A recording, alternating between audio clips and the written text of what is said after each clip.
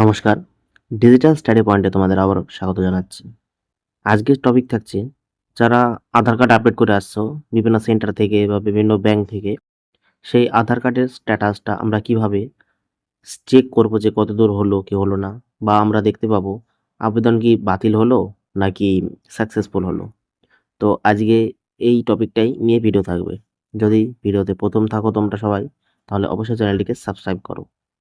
আমি যেকোনো একটা ব্রাউজারে আছি। আমি বর্তমানে এখন আছি ক্রোম ব্রাউজারে। এখানে আমরা সার্চ করব UIDAI, মানে আধার কার্ডের যে অফিসিয়াল ওয়েবসাইট।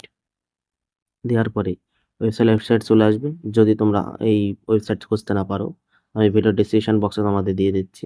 এই যে এই ওয়েবসাইটটা, এখানে লিখে সার্চ করতে হবে। তো আমি সার্চ করে নিচ্ছি। দিয়ে এখানে দেখুন ভাষা চলে এসেছে। কি ভাষা? এবার আমি ধরুন বাংলায় কথা বলছি।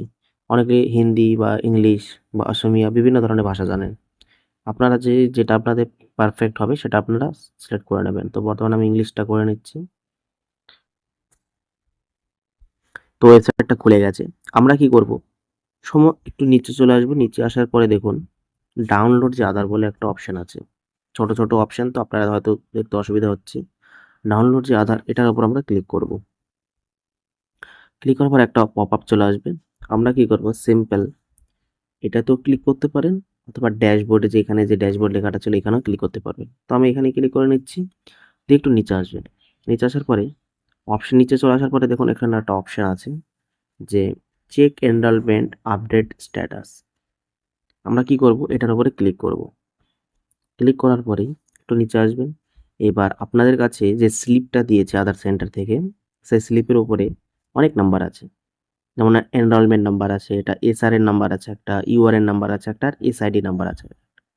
এবার SID কি, URN কি, SRN কি, এগুলো যদি তোমরা বুঝতে চাও আলাদা করে ভিডিও বানাতে হবে, কারণ এই ভিডিওতে যদি বলি অনেক বড় হয়ে যাবে ভিডিওটা। আমার কাছে এখন যে নাম্বারটা আছে এনরোলমেন্ট নাম্বারটা, এটা হলো SID নাম্বার।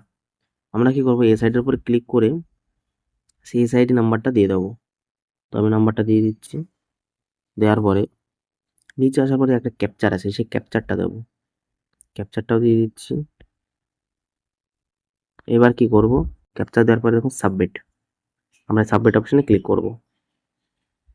দেখো সাবমিট হওয়ার পরে নিচে আসো, দেখো দেখা যাচ্ছে যে your Aadhaar has been updated. While your Aadhaar is being printed and post to you, please download e-Aadhaar। এই ওয়েবসাইটে গিয়ে তোমরা ডাউনলোড করতে পারবে। তো এর মানে হলো যে এই যে এনরোলমেন্ট নাম্বারটা দিলাম, এই নাম্বারটা তোমাদের আপডেট হয়ে গেছে। মানে এই যাই করতে দিয়েছিল না কেন, এই আধারটা আপডেট হয়ে গেছে। এবার পোস্টের অবশ্য আপনারা বসে থাকবেন না। এবার আপনাদের তো দরকার। ওই জন্য আধার কার্ডটা আপনারা এই ওয়েবসাইটে এসে ডাউনলোড করে নেবেন। আমি পরবর্তী ভিডিওতে দেখাবো যে আধার কার্ড কীভাবে ডাউনলোড করতে হয়। যদি ভিডিওটি তোমাদের জন্য হেল্পফুল মনে হয়, তো ভিডিওতে একটি লাইক দেবেন, এবং আপনাদের যদি কোনো জিজ্ঞাসাবাদ থাকে বা কোনো কিছু বুঝতে না পারেন, আমাদের কমেন্ট করবেন। চলুন, ধন্যবাদ। এই পর্যন্ত ছিল ভিডিওটি।